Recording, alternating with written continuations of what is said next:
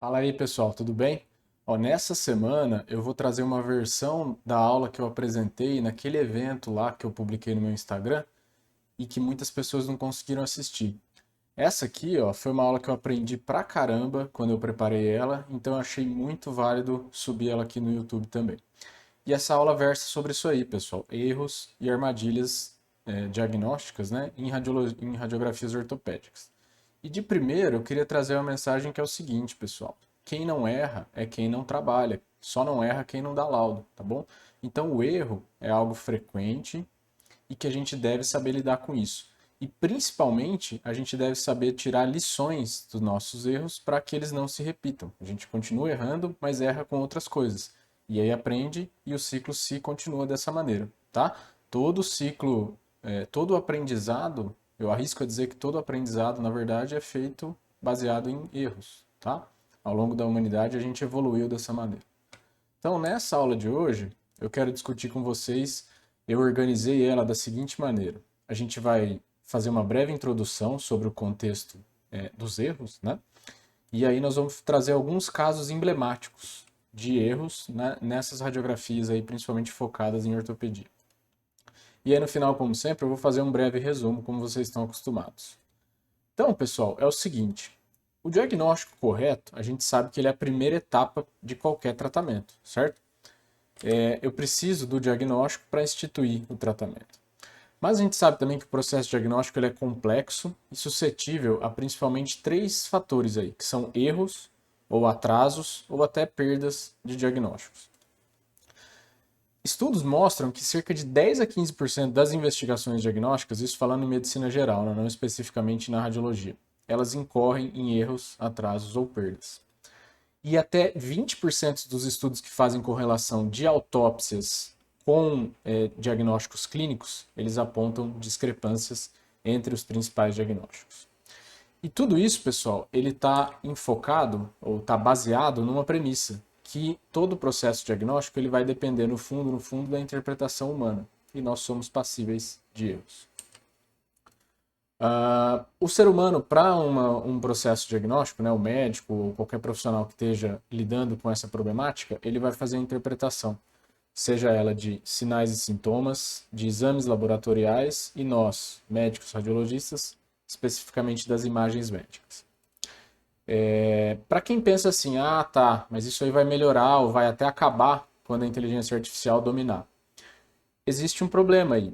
Atualmente, os algoritmos diagnósticos que fazem essa interpretação já automatizada de imagens ou mesmo de exames laboratoriais, esses algoritmos atualmente eles são treinados por seres humanos. Então, portanto, através de um processo chamado de viés, o treinamento desses algoritmos ele pode ser totalmente enviesado pelo ser humano, entre aspas, que está treinando ele. Então, nem mesmo os algoritmos de inteligência artificial eles estariam totalmente livres, pelo menos nessa primeira geração, desses que a gente já tem um pouco de contato, eles estariam totalmente livres do erro, né, do fator erro. Tá.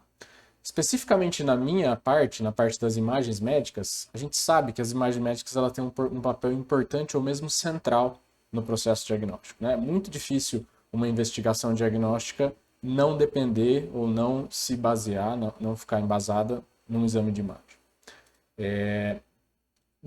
No contexto radiológico, quais são as principais causas de erro na interpretação das imagens médicas? A gente pode elencar artefatos de técnica, de aquisição ou mesmo de processamento. A gente pode elencar com certeza o fator humano, né? Que aí cai lá no fundo, no final, na ponta da linha, vai estar um médico radiologista que vai estar geralmente sobrecarregado, com uma pilha de exames para serem laudados, e interpretando essas imagens, produzindo interpretações e emitindo as suas impressões através dos laudos radiológicos. Vejam se a gente analisa estudos de concordância entre radiologistas, como essa problemática ela se mostra interessante, pelo menos. Né? Vejam esse estudo publicado nesse paper que eu trago aqui como referência. Ele estudou radiologistas seniors, ou seja, radiologistas experientes da área de abdômen do Massachusetts General Hospital. E eles embasaram, fizeram um estudo de concordância entre e intra-observador. E o que eles perceberam? Que em até 30% dos casos houve discordância entre avaliadores diferentes, ou seja, discordância interobservadores, ou seja, pegava um exame, mostrava para um radiologista A, ele dava uma impressão. Pegava o mesmo exame, mostrava para um radiologista B, eles discordavam em até 30% dos casos. O que não é algo absurdo. Isso eu até concordo e vejo algo parecido na minha prática. Mas essa aqui é um pouco mais interessante, que em até 25% dos casos houve discordância entre o mesmo avaliador, ou seja, mostrava-se um exame para o sujeito numa semana, aí esperava passar 2 ou 3 semanas, mostrava o mesmo exame em até 25% para o mesmo radiologista, né? Em até 25% das vezes a interpretação era diferente daquela que ele mesmo deu há 2 ou 3 semanas atrás. Tá?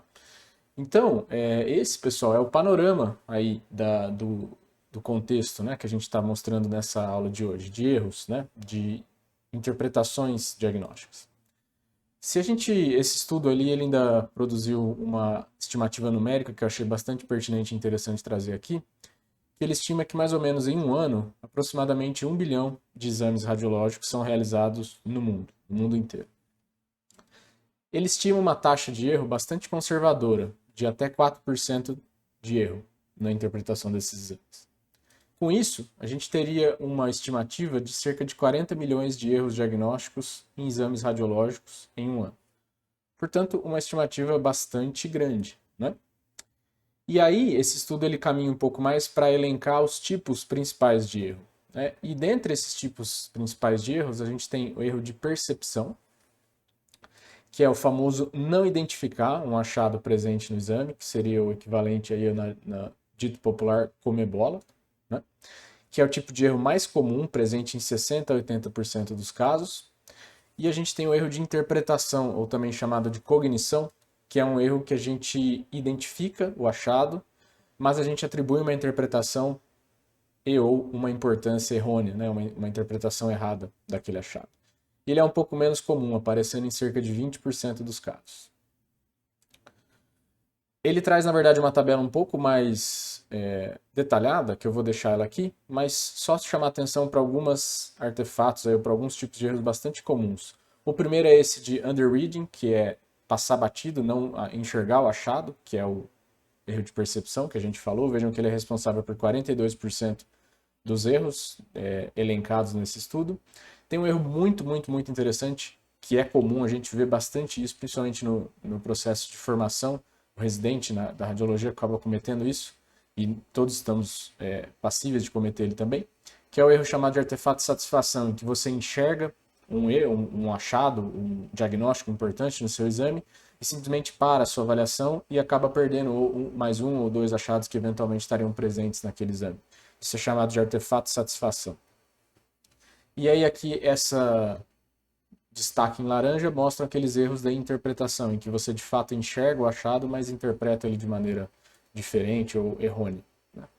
O que a gente tem, então falamos até agora, o tanto que a gente erra, o quanto a gente é passível de errar, e tudo bem, isso faz parte, a gente deve aprender com os nossos erros, mas o que eu posso fazer para mitigar o erro? Né? Eu tenho que com certeza tem um método. Eu bato bastante nessa tecla, estou para subir uma outra aula sobre semiologia específica, mas a gente tem que ter isso aí, a gente tem que ter um método para avaliar cada exame e fazer isso sempre de uma maneira sistemática. Isso faz com que a gente erre menos, tá? E, obviamente, ajuda muito a gente ter a correlação com a história clínica. Você interpretar um exame radiológico totalmente cego ou totalmente blindado da história clínica é uma coisa muito, mas muito mais difícil do que você interpretar um exame sabendo o que o paciente tem, porque você direciona seu olho, você vai olhar para aquele local onde talvez você ache que seja a gênese dos sintomas do paciente. Então, do ponto de vista de semiologia radiológica, só para a gente dar um exemplo, vejam lá, aqui eu tenho um exame de raio-x simples das mãos, ou de uma mão de um paciente. Então, para cada exame radiológico que eu tenho presente na minha frente, eu tenho um jeito que eu olho esse exame. E um exame simples de raio-x das mãos, eu olho dessa maneira. Na minha cabeça, eu faço esse caminho mental. Eu olho o antebraço distal, depois eu olho cada um dos ossos do carpo, e aí eu faço esse caminho com meus olhos. Esse caminho que está aí delimitado nessa radiografia. E aí, por fim, eu dou um D-zoom, que eu chamo de D-zoom, entre aspas, aí, né? Você diminui o zoom da imagem e aí sim olha ela perifericamente para ver partes moles e para ver achados periféricos que talvez não tenham chamado a sua atenção enquanto você estava avaliando nesse caminho que eu propus aqui. Tá. Esse aqui é o paper que eu tirei a maior parte das informações que eu falei até agora, vale muito a pena a leitura, aprendi muito com ele. E a partir de agora, pessoal, feita essa introdução, que foi até um pouquinho longa, eu vou passar a mostrar alguns casos emblemáticos aí do dia a dia. Tá? Então, esse caso aqui, o primeiro que eu trago, esses aqui, na verdade, eles demonstram um erro que a gente espera que não saia do serviço de radiologia, que são erros de técnica, né? Vejam, radiografias de baixa qualidade ou com artefatos, né? Esse aqui, especificamente só de curiosidade, esse aqui é um artefato que está aparecendo, o chassi, né? O book radiográfico, ele está aparecendo por falha do aparelho de raio-x. Isso a gente espera que não saia do serviço de radiologia, né? Tá. Vejam esse caso agora, pessoal. Um primeiro exemplo de fratura em que veio um raio-x sem história clínica e a gente tinha essas imagens, né? No primeiro dia, o raio-x foi laudado, foi liberado como normal e o paciente voltou 7 dias depois. E aí, nesse 7º dia, o médico que interpretou se atentou para um achado que agora aparecia, né? Porém, nesse 7º dia, a história clínica ajudou, foi dor no 4º dedo, né? E aí, olhando retrospectivamente, a fratura já era presente lá no D0, né? Então, isso aqui para ilustrar o tanto que a história clínica auxilia, porque se você faz uma avaliação geral desse pé, sem saber exatamente onde que está a dor do paciente, sem saber onde que foi o trauma, você eventualmente passa batido por um achado mais sutil desse tipo aqui, tá? Então, história clínica é fundamental. Esse outro exemplo, pessoal, ele demonstra um outro pé, também sem história clínica. Esse foi uma interpretação que eu estava fazendo e eu não flagrei essa imagem aqui. Também, sem a história clínica, fica muito difícil da gente valorizar, né, sem saber que o trauma do paciente foi aqui, esse tênue traço de fratura incompleta na região distal da falange proximal do 4º dedo. Então, de novo, mesmo você utilizando todo o seu método, toda a sua semiologia radiológica, a correlação com a história clínica ela é fundamental, ela ajuda por demais. Tá? Aqui, utilizando a história de trauma e sabendo que a dor era no 4º dedo, você fazendo uma avaliação focada nesse dedo, fica mais fácil de você identificar essa imagem. Já esse outro caso aqui, pessoal, ele veio com uma história, esse ajudou, ele veio com uma história de trauma e era um pedido de raio-x do pé esquerdo. E aí, esse pedido, esse exame, ele demonstrava 2 achados. Porém, a gente tem que ter muito cuidado para não ficar feliz de ter achado o primeiro, que é esse aqui, né, bem evidente, uma fratura da região diafisária distal, da falange, do metatarso do 5º dedo, né, do 5º raio. Porém, vejam como ele é mais fácil de ser evidenciado no AP, mas na oblíqua não. Isso demonstra que a gente deve sempre trabalhar com 2 incidências radiográficas, né, especialmente no contexto de trauma. Mas a gente não deve ficar muito feliz e vencido pelo artefato de satisfação ao identificar essa fratura aqui e simplesmente esquecer de seguir o nosso método e chegar na avaliação da falange proximal do 4º dedo em que ela evidencia mais um traço de fratura. Então esse é um belíssimo caso de artefato de satisfação. Se você for vencido por ele, você não acha todas as alterações do exame. Né? E sempre que possível, como eu disse, trabalhar com 2 incidências, esse caso também demonstra a importância disso, especialmente ou idealmente que elas sejam ortogonais. O próximo caso, pessoal, dá a impressão que é só no pé que a gente erra, né? Mas não, esse caso aqui também é bastante interessante, por isso que eu selecionei, foi uma safra de casos interessantes no pé. E esse que veio com uma história clínica bastante útil e direcionada, foi um raio-x do pé direito com trauma e dor no 4º dedo, né? A incidência AP a gente não via grandes coisas. A incidência em oblíqua a gente também não via grandes coisas. Existia um leve aumento de volume de partes moles no 4º dedo, né? Aqui a incidência em zoom continua não evidenciando um traço de fratura, algo mais significativo, exceto aumento de volume de partes moles. Mas esse caso aqui, ele está aqui para demonstrar o seguinte: a gente deve sempre utilizar radiografias com incidências específicas. Veja aqui quando a gente faz a incidência específica para o dedo acometido, um perfil do quarto dedo, como fica muito claro da gente identificar essa fratura avulsão da falange distal do quarto dedo, bem na topografia da inserção do mecanismo extensor, o que explica até essa atitude em semiflexão da interfalangiana distal, sugerindo uma desinserção do mecanismo extensor desse dedo. Então, a mensagem desse caso é: sempre que possível, trabalhe com incidências específicas, especialmente no contexto de trauma, e sempre 2 incidências no mínimo, idealmente ortogonais. Tá bom. Falado sobre fraturas, a gente também tem um monte de armadilha no contexto das neoplasias. Então aqui eu vejo esse primeiro exemplo. Esse aqui é um paciente jovem que tinha dor no braço direito, apesar de que essa história foi tirada de conversar com o paciente, né? No pedido não vinha muita informação.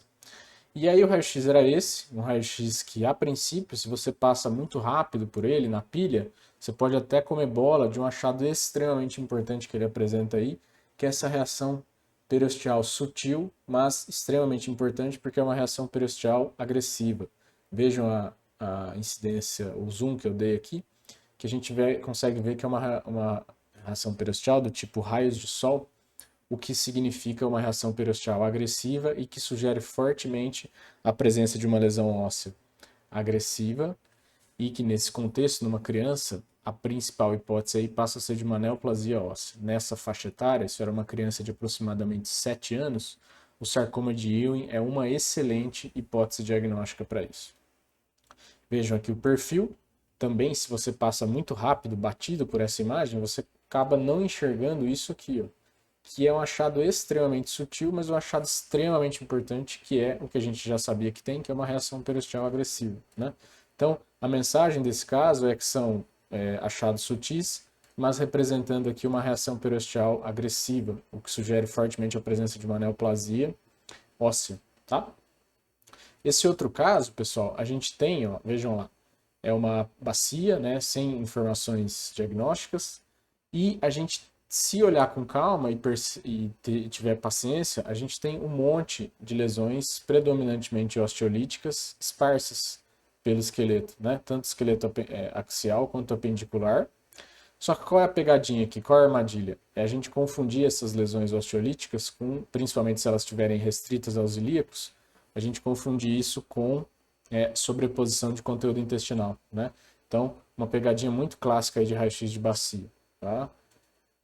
Passando para esse outro tipo aqui de armadilha, pessoal, que a gente tem é o seguinte: essa aqui fica mais fácil da gente identificar, que são múltiplas lesões osteoblásticas, né?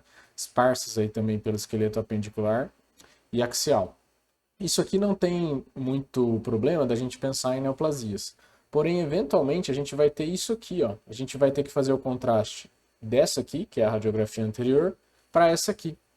E aí, o que a gente tem de diferente nessa imagem? A gente tem também lesões predominantemente osteoblásticas, mas o que deve chamar a nossa atenção é que o acometimento aqui é unilateral. Vejam que uma M-bacia está acometida, né? Uma M-bacia está acometida e a outra M-bacia está completamente preservada. Além disso, a gente tem uma leve expansão óssea e uma perda da diferenciação córtico-medular e, além disso, um achado extremamente específico dessa doença, que é o espessamento das linhas ilioisquiáticas e iliopectínea. Então, isso aqui, pessoal, é um caso de metástases disseminadas osteoblásticas, e isso aqui é um caso de doença de Paget, que é uma armadilha e um pitfall diagnóstico que a gente deve conhecer. Tá? Passando aí para um outro contexto também de trauma, mas não especificamente de fratura, essa é uma pegadinha clássica, né, que é a luxação posterior da articulação glenomeral. Para olhos mais desatentos, esse aqui pode passar como um raio-x de ombro normal. Porém, vejam que quando a gente faz a segunda incidência, seja ela um perfil ou um axilar, desculpem, essa é uma articulação glenomeral que apresenta um achado extremamente importante, que é uma luxação, né? Ela está luxada posteriormente e no AP é típico essa apresentação em rotação interna fixa da cabeça humeral, o que pode confundir olhos mais desatentos aí e passar esse raio-x como normal. As mensagens são, de novo, no trauma, sempre trabalhar com duas incidências, idealmente ortogonais. E lembre-se da luxação posterior da articulação glenohumeral, que apresenta poucos achados na incidência em AP. Existe uma pseudolesão aí chamada de pseudocisto humeral, que dependendo da posição do húmero na incidência em AP, dá a impressão que existe de fato uma lesão óssea aqui, né? Dá a impressão que existe um cisto, algo aqui na cabeça humeral. Mas isso é simplesmente artefato. Vejam que aqui o mesmo paciente com uma radiografia com uma posição discretamente diferente, a gente tem um sumiço, um desaparecimento daquela imagem, caracterizando aí o pseudocisto humeral. E aqui a ressonância desse paciente demonstrando que não existia absolutamente nenhuma lesão óssea nesse húmero. Existem ainda, pessoal, os fibromas não ossificantes, que são uma das neoplasias ósseas mais comuns e a gente deve conhecer a apresentação radiográfica deles, já que eles são lesões ditas aí don't touch, não tem que se fazer absolutamente nada. O diagnóstico deve ser radiográfico e a conduta deve ser absolutamente nada, tá? Então a gente não pode confundir isso com lesões ósseas mais agressivas. E a principal característica para a gente pensar numa lesão óssea não agressiva é essa margem totalmente bem delimitada e usualmente até esclerótica, como nesse caso. Uma outra lesão pegadinha, que também é uma lesão don't touch, né? São essas aí demonstradas no mesmo paciente aí no raio-x, na tomo e na ressonância, que são conhecidos como desmoides corticais, que são essas entesopatias de tração que acontecem na inserção do tendão do gastrocnêmio medial no fêmur, né? Isso é comum em adolescentes e adultos jovens e são também lesões completamente despidas de significado clínico e não devem ser feito nada, a despeito de ter uma apresentação radiográfica levemente agressiva se você não conhece, né?